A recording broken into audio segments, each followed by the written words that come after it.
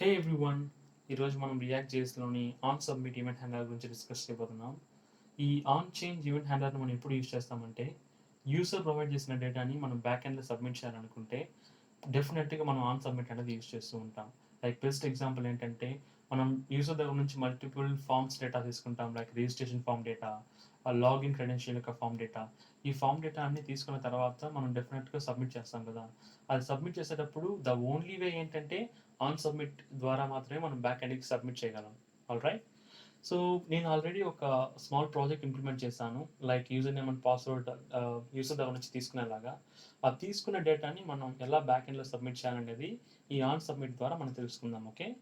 But మీకు ఒక విషయం ఇందులో క్లియర్గా అండర్స్టాండ్ అవ్వాల్సిన, అంటే మన ప్రాజెక్ట్లోకి వెళ్ళడానికంటే ముందు మీకు 3 టాపిక్స్ గురించి క్లీన్గా తెలిసిందాలి. ఓకేనా. అప్పుడే నేను ఎక్స్ప్లెయిన్ చేయబోయేది మీకు ఈజీగా అండర్స్టాండ్ అవుతుంది.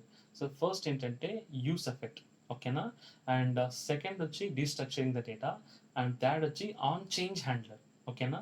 ఈ మూడింటి గురించి మీకు అవేర్నెస్ ఉంటే నేను ఇప్పుడు చెప్పబోయే ఎగ్జాంపుల్లో క్లియర్ క్రిస్టల్గా అర్థమవుతుంది. లేదంటే కొంచెం కష్టంగా ఉంటుంది. మీరు ప్రీవియస్ వీడియోస్ నేను ఆ 3 టాపిక్స్ మీద నేను ఆల్రెడీ వీడియోస్ చేశాను. మీరు ఒకసారి దాన్ని చూసిన తర్వాత ఈ టాపిక్స్ రండి. ఓకేనా. All right, let's get started. So ఇది వచ్చి నార్మల్ ఒక ఫామ్ అనమాట. So user name and password user దగ్గర నుంచి తీసుకోవడం అండ్ సబ్మిట్ క్లిక్ చేసిన వెంటనే బ్యాక్ ఎండ్లో సబ్మిట్ అవ్వడం. నేను సబ్మిట్ మీద ఇంకా ఎటువంటి ఇంప్లిమెంటేషన్ చేయలేదు.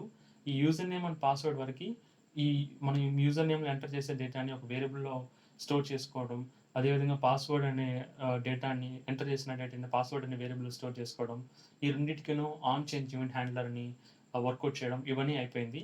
ద ఓన్లీ పెండింగ్ వర్క్ ఏంటంటే మనం డైరెక్ట్గా onSubmitని ఇంప్లిమెంట్ చేయడమే. Okay, let's get started. So ఇదే మనం నేను డెవలప్ చేసిన కోడ్ రియాక్ట్ ప్రాజెక్ట్. ఫస్ట్ వచ్చి ఫామ్లో ఫస్ట్ ఉండే ఇన్పుట్ వచ్చి యూజర్ నేమ్ అండ్ సెకండ్ ఉండే ఇన్పుట్ వచ్చి పాస్వర్డ్. ఓకేనా. ఈ రెండు వాల్యూస్కి ఆన్ చేంజ్ ఈవెంట్ హ్యాండిల్ ఇచ్చేసాం. అదే మాదిరిగా ప్రాపర్ వాల్యూస్ కూడా ఇచ్చేసాం. సో ఇక్కడ వాల్యూస్ ఎలా యూజ్ చేస్తున్నామంటే, నేను యూజర్ నేమ్ అనే ఒక యూజ్ స్టేట్ ద్వారా 2 వేరియబుల్స్ డిక్లేర్ చేస్తున్నాను. ఫస్ట్ వచ్చి యూజర్ నేమ్ అండ్ సెకండ్ వచ్చి పాస్వర్డ్. ఓకే. ఈ రెండు డేటాస్ని మనం డైరెక్ట్గా ఇక్కడ యూజ్ చేసుకోవాలి. డైరెక్ట్గా యూజ్ చేయలేము. ఎందుకంటే ఇది వచ్చి యూజ్ స్టేట్లో ఉండే ఒక ఆబ్జెక్ట్లో ఉండే వాల్యూస్ కాబట్టి మనం దాన్ని డీస్ట్రక్చరింగ్ చేసి యూజ్ చేసుకోవచ్చు. అందుకే నేను డీస్ట్రక్చరింగ్ చేశాను. సో తర్వాత నేను వాటి వాల్యూస్ని డైరెక్ట్గా ఈ ఇన్పుట్ ఫీల్డ్లో యూజ్ చేసుకుంటున్నాను. Okay. And then on change handler. So ఈ ఆన్ చేంజ్ హ్యాండ్లర్ దేనికోసం అంటే, మనం ఇక్కడ టైప్ చేస్తాం కదా, టైప్ చేసే ప్రతి వాల్యూని మనం ప్రాపర్గా ఇప్పుడు నేను యూజర్ నేమ్ అనే ఇన్పుట్ ఫీల్డ్లో టైప్ చేసే ప్రతి డేటా వచ్చి యూజర్ నేమ్ అనే వేరియబుల్కి అసైన్ అవుతూ ఉండాలి.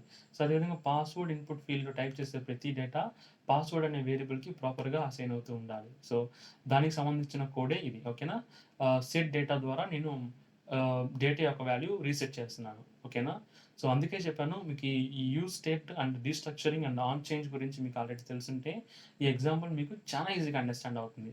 లేకుంటే కొంచెం కష్టంగా అనిపిస్తుంది. సో దయచేసి మీకు ఈ 3 కాన్సెప్ట్లో ఏ ఒక్క కాన్సెప్ట్ తెలియకపోయినా నా యొక్క ప్రీవియస్ వీడియో చూడండి. డెఫినెట్గా మీకు క్లియర్గా అండర్స్టాండ్ అనేది అవుతుంది. ఓకే. All right. సో నేను ఇప్పుడు మన యొక్క మెయిన్ కాన్సెప్ట్ ఏంటి, onSubmitని ఇంప్లిమెంట్ చేయాలి మన ప్రాజెక్ట్లో కదా. నేను onSubmitకి ఈవెంట్ హ్యాండ్లర్ ఫంక్షన్ రాస్తున్నాను. లైక్ సబ్మిట్ హ్యాండ్లర్ అని. సబ్మిట్ హ్యాండ్లర్ అనే ఒక ఫంక్షన్ ఇది. సో ఈ సబ్మిట్ హ్యాండ్లర్ని నేను ఇంప్లిమెంట్ చేస్తున్నాను. ఫస్ట్ నేను డైరెక్ట్గా కన్సోల్ లాక్ చేస్తున్నాను అనమాట. మీరు ఎప్పుడైతే మన యొక్క డేటాని సబ్మిట్ చేసిన వెంటనే ఆ డేటాని నేను కన్సోల్ లాక్ చేసి చూస్తున్నాను ప్రాపర్గా ఆన్సబ్మిట్ అవుతుందా లేదని. ఈ ఆన్సబ్మిట్ మనం ఎక్కడ యూజ్ చేయాలంటే మన యొక్క ఫామ్లో యూజ్ చేయాలి. ఫామ్ యొక్క స్టార్టింగ్ ట్యాగ్లో యూజ్ చేయాలి. లైక్ onSubmit అనేసి యూజ్ చేసి మనం onSubmitకి యూజ్ చేసిన ఫంక్షన్ ఏదో ఆ ఫంక్షన్ నేమ్ ఇక్కడ ఇవ్వాలి. సో మన యొక్క ఫంక్షన్ నేమ్ ఏంటి, సబ్మిట్ హ్యాండ్లర్. ఓకేనా. ఈ సబ్మిట్ హ్యాండ్లర్కి మనం ఎప్పుడైతే ఇక్కడ సబ్మిట్ అనే బటన్ ఉంది కదా, ఈ button, so this one. So ఈ సబ్మిట్ అన్న బటన్ ఎప్పుడైతే ప్రెస్ చేస్తామో ఈ onSubmit అనేది వర్క్ అవుతుంది. సో ఈ onSubmitలో ఏ ఫంక్షనాలిటీ అయితే ఇచ్చామో ఆ ఫంక్షనాలిటీకి మన యొక్క ఈవెంట్లో చేంజ్ చేసిన ప్రతి డేటా అనేది ప్రాపర్గా ఈ అనే దీనికి ట్రాన్స్ఫర్ అవుతుంది. ఓకేనా. సో ఫస్ట్ ప్రివెంట్ డిఫాల్ట్స్ అనేసి ఒక ఫంక్షన్ అనేది యూజ్ చేయాలి. సో ఇది దేనికోసం యూజ్ చేస్తామంటే, డిఫాల్ట్గా ఏదైనా యాక్షన్ పెండింగ్ ఉన్నా కానీ ఏదైనా యాక్షన్ ట్రిగరింగ్లో ఉన్నా కానీ వాటిని అన్నింటినీ క్యాన్సిల్ చేయడం కోసం ప్రివెంట్ డిఫాల్ట్స్ అనేసి ఇస్తున్నాం అనమాట. సో డిఫాల్ట్గా ఉన్నదాన్ని ప్రివెంట్ చేయండి అనేసి ఒక కమాండ్ అయితే ఇస్తున్నాం. ఇది మ్యాండేటరీ కమాండ్. ఓకేనా. All right. సో ఇప్పుడు మనం సబ్మిట్ చేసిన వెంటనే మన డేటాస్ అన్ని ప్రాపర్గా ఈవెంట్ చేంజర్ ద్వారా ఆన్ సబ్మిట్ ద్వారా ఈ పర్టికులర్ ఫంక్షనాలిటీ అయితే ఎగ్జిక్యూట్ అవుతుంది. ఇది ఎగ్జిక్యూట్ అయినప్పుడు ఏమవుతుంది, మన యొక్క డేటా అనేది ప్రాపర్‌గా కన్సోల్ లాగ్ అవుతుందనమాట. నేను సేవ్ చేస్తున్నాను. సేవ్ చేసిన తర్వాత నేను I'm going back to the browser. నేను ఇక్కడ ఏ వాల్యూస్ అయితే టైప్ చేస్తానో, ఆ టైప్ చేసిన వాల్యూస్‌ని డైరెక్ట్‌గా మన కన్సోల్‌లో చూడొచ్చును. ఓకే. సో ఫస్ట్ వచ్చి నేను యూజర్ నేమ్ వచ్చి తెలుగు స్కిల్ హబ్ అని ఇస్తున్నాను. Telugu skill hub and password is 1 2 3 4 5 6 7 8 9 ఇస్తున్నాను. ఓకే. ఇప్పుడు దీన్ని సబ్మిట్ చేసిన వెంటనే ఏమవుతుందంటే, నా onSubmit అనే ఫంక్షన్ ట్రిగ్గర్ అవుతుంది. ఓకేనా. దట్ ఈస్ వై నేను ఫామ్ లోపల ఇచ్చాను.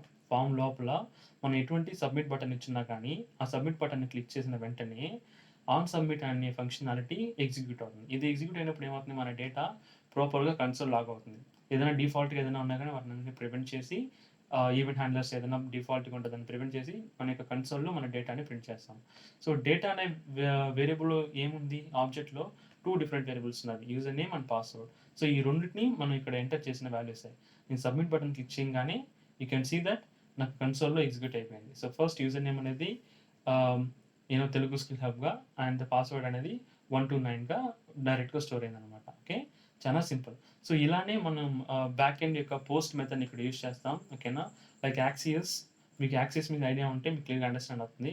యాక్సిస్ డాట్ పోస్ట్ అని యూజ్ చేసి మన యొక్క యూఆర్ఎల్ నుంచి డేటా ఇక్కడ యూఆర్ఎల్ ఇస్తామన్నట్టు, ఆ యూఆర్ఎల్‌లో ఈ డేటా అనేది డైరెక్ట్‌గా వెళ్లి స్టోర్ అవుతూ ఉంటుంది. ఓకే. సో ఫస్ట్ ఆర్గ్యుమెంట్ ఏమి ఇస్తామంటే, మనం పోస్ట్ చేసుకోబోయే డేటాబేస్ యొక్క యూఆర్ఎల్ ఇస్తాం. ఓకేనా. సో ఆ డేటాబేస్ యొక్క యూఆర్ఎల్‌లో మన యొక్క డేటా అనేది డైరెక్ట్‌గా వెళ్లి స్టోర్ అవుతూ ఉంటుంది. ఓకే. ఆల్రైట్. సో ఈ యాక్సిస్ గురించి వరి అవ్వకండి. నేను దీని గురించి ప్రాపర్‌గా మీకు మళ్ళీ ఎక్స్‌ప్లెయిన్ చేస్తాను బెటర్ ఎగ్జాంపుల్స్‌తో.